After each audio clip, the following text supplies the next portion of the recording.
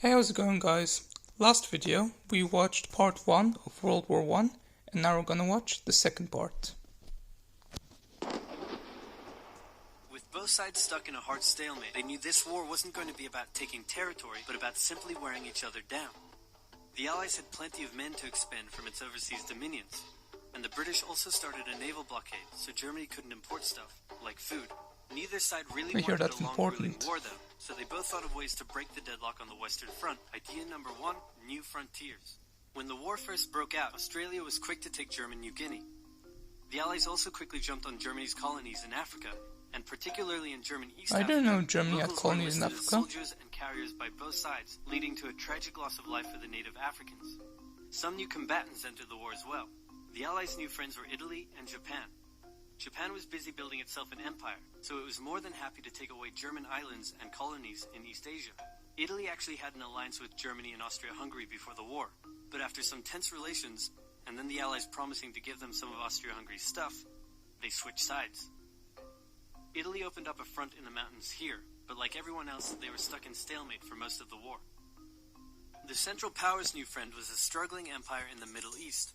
The Ottomans... That wouldn't last long. The Ottomen were divided on whether to actually join the war or not, since they had been exhausted by the recent Balkan Wars.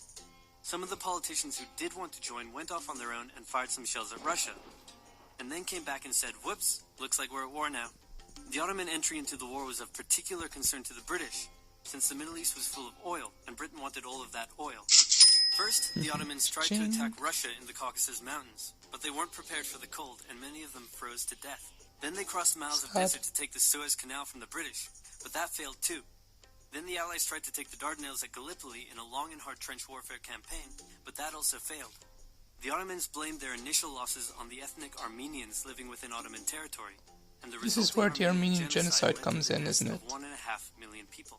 Then the Germans sent spies into Afghanistan to try to convince the Arab tribes there to rise up in jihad against the British and attack India. But that plan failed, partly because the spies got bored, brewed their own alcohol, and got drunk, which is a bad thing to do in Afghanistan.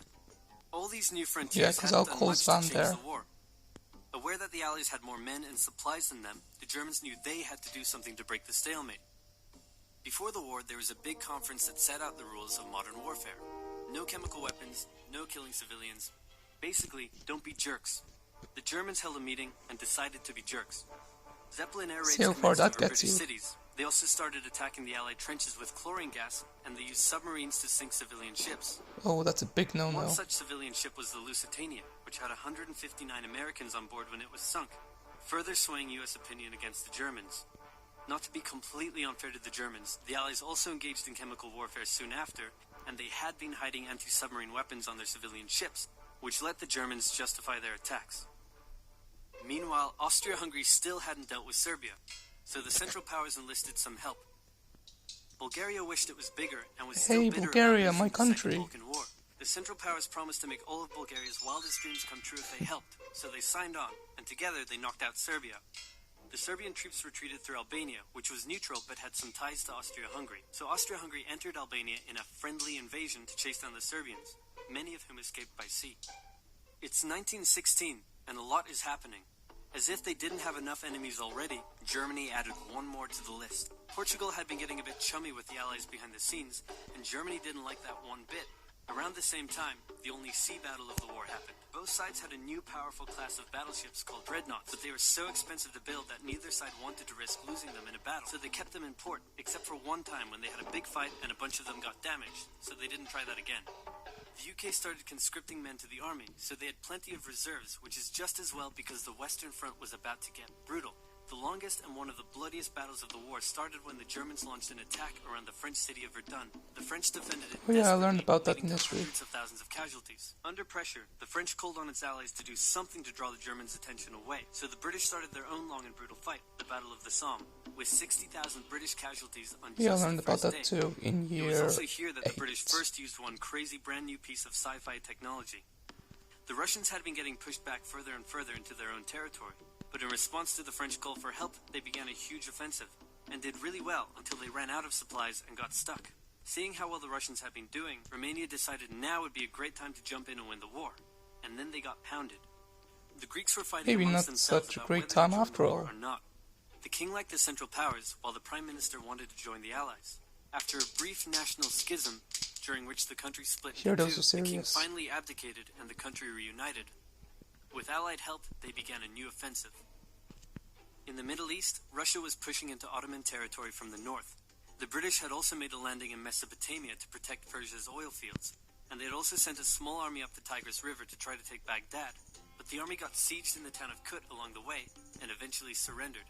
A new offensive was launched from the south with all-out desert warfare. The offensive was aided by one famous British officer, better known as Lawrence of Arabia, who helped lead the Arab tribes in a revolt that wreaked havoc on the Ottoman supply lines. By the time 1917 rolled around, everyone was exhausted. There were mutinies in the French army, the German populace was starving, and the war had drained all of Russia's supplies. There was no clear winner, and it was still anyone's war. The only question now was, who was going to break first?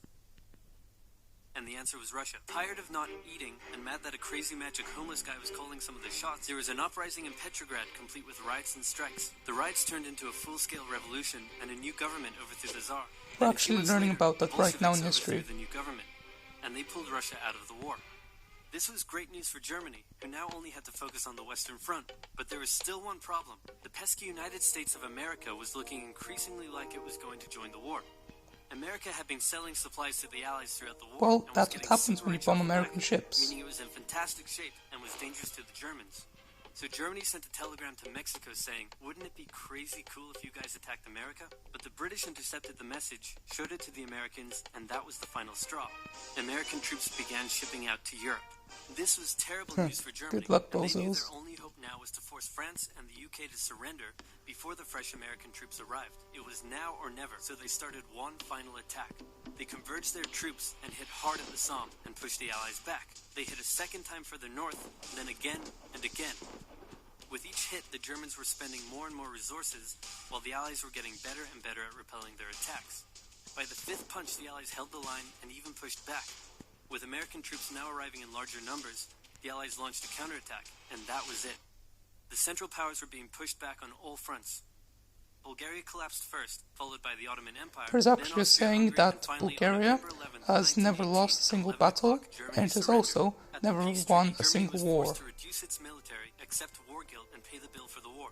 After indescribable suffering and millions dead, the world learnt its lesson and never had such an awful war again. You're right.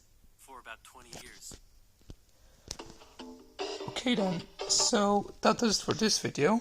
In the next video I'm going to be watching the first part of World War II.